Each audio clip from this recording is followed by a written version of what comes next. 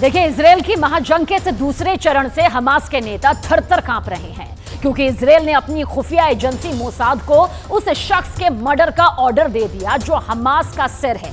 यह ऑर्डर है हमास के चीफ इस्माइल हानिया को मौत के घाट उतारने का।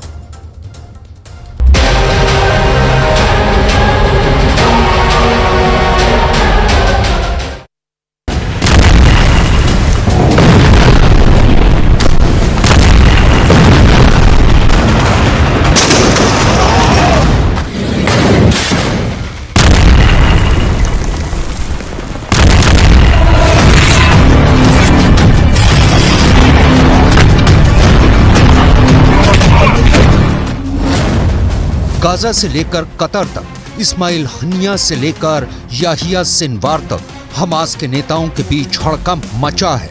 एक एक को अपनी जान का डर सता रहा है, क्योंकि इजराइल ने हमास के नेताओं को ठिकाने लगाने का ऑर्डर दे दिया है। इजराइल के प्रधानमंत्री बेंयामिन नेतन्याहू पिछले हफ्ते ही पूरी दुनिया के सामने ताल ठोक कर कह चुके हैं कि उन्होंने अपनी इंटेलिजेंस एजेंसी मोसाद को लिख कर दे दिया है कि हमास का एक भी नेता जिंदा नहीं बचना चाहिए, फिर चाहे वो गाजा में हो या गाजा के बाहर। हमास के नेता दुनिया के किसी भी कोने में छिपे हों, अब मारे जाएंगे।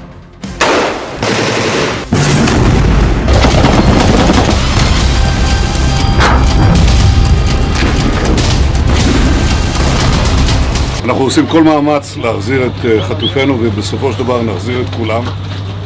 יש לנו 3 יעדים במלחמה הזאת: לחסל את החמאס, להחזיר את כל חטופינו.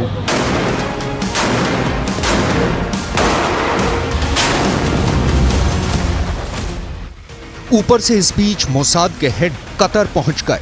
वो कतर जहां हमास का सबसे बड़ा नेता इस्माइल हनिया बैठा है, वहां मोसाद के चीफ ने कतर के पीएम से भी मुलाकात की। मोसाद की चीफ के कतर दौरे ने हमास के रोंगटे खड़े कर दिए हैं, क्योंकि इजराइल के सबसे बड़े दुश्मन हमास को हलाल करने का ये सबसे बड़ा जिम्मा सौंपा गया है इजराइल की खुफिया एजेंसी मोसाद को। वो मोसाद जिसके जासूस इजराइल के दुश्मन को पाताल से भी ढूंढ निकालते हैं।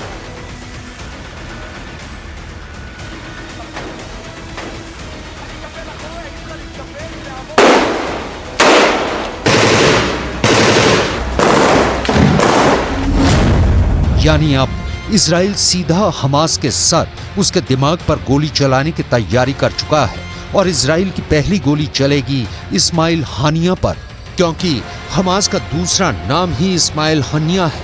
शुरुआत से हमास से जुड़ा हनिया 2017 से हमास का हेड है। आज अगर हमास इजराइल की आंख में आंख डालकर उससे बात कर रहा है तो उसकी वजह हनिया है।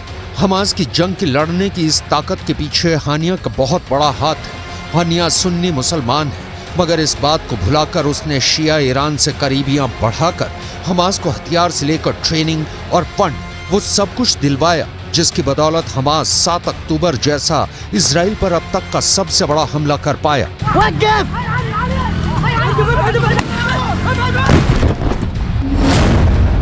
हमास की हर चाल के पीछे हानिया का दिमाग होता है, इसलिए हानिया खत्म तो हमास खत्म। तो क्या हानिया को मार डालेगी मोसाद? इजराइल युद्ध के पहले दिन से ही कह रहा है कि गाजा की ये लड़ाई तब तक नहीं रुकेगी जब तक हमास हलाल नहीं हो जाता, और हमास तभी खत्म होगा जब उसे चलाने वाले इस्माइल हनिया जैसे नेता मिट्टी में मिलेंगे। लेकिन इस्माइल हनिया पिछले कुछ साल से इजराइल से मीलों दूर पश्चिम एशिया के देश कतर में बैठा है।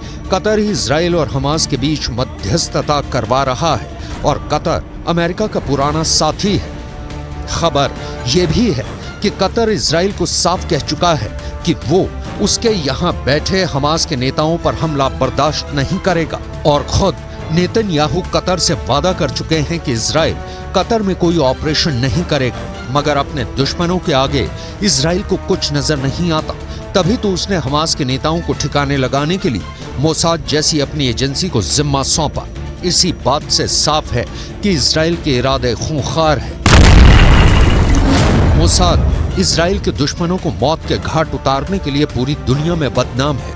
मोसाद इतने खुफिया तरीके से अपने ऑपरेशन चलाती है कि किसी को कानों कान खबर नहीं लगती। मोसाद के जासूस दूसरे देशों में घुसकर इजराइल के दुश्मनों को मौत के घाट उतारकर गायब हो जाते हैं और उन देशों की खुफिया एजेंसियों तक को भनक नहीं लगती। मोसाद के जासूस अपने पीछे एक सुराग नहीं छोड़ते, तभी तो उनके ऑपरेशन साबित नहीं हो पाते। मोसाद को जो जानता है वो उसके मर्डर वाले ऑपरेशन से भी अच्छी तरह से वाकिफ है। नेतन्याहू को इसीलिए मोसाद पर पूरा भरोसा है। 2010 में मोसाद ने दुबई के एक होटल में हमास के नेता की हत्या कर दी थी। 2018 में मोसाद ने मलेशिया में फिलिस्तीन के एक वैज्ञानिक को मौत के घाट उतार दिया था।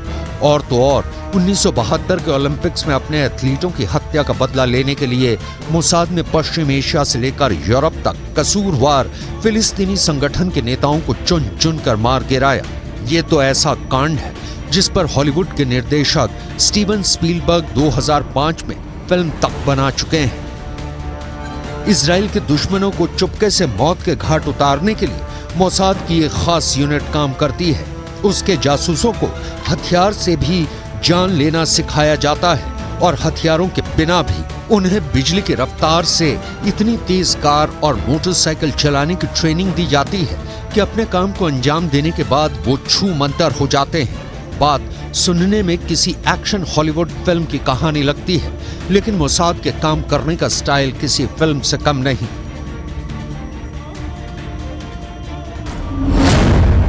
2018 में मोसाद के जासूसों ने मोटरसाइकिल का इस्तेमाल करके ही मलेशिया में फिलिस्तीन के वैज्ञानिक की हत्या की थी। ऐसा भी नहीं है कि अपने ऑपरेशन को अंजाम देने में मोसाद ने ये महारत अब जाकर हासिल की है। मोसाद शुरुआत से ही बड़े बड़े खुफिया हत्याकांड करता रहा है।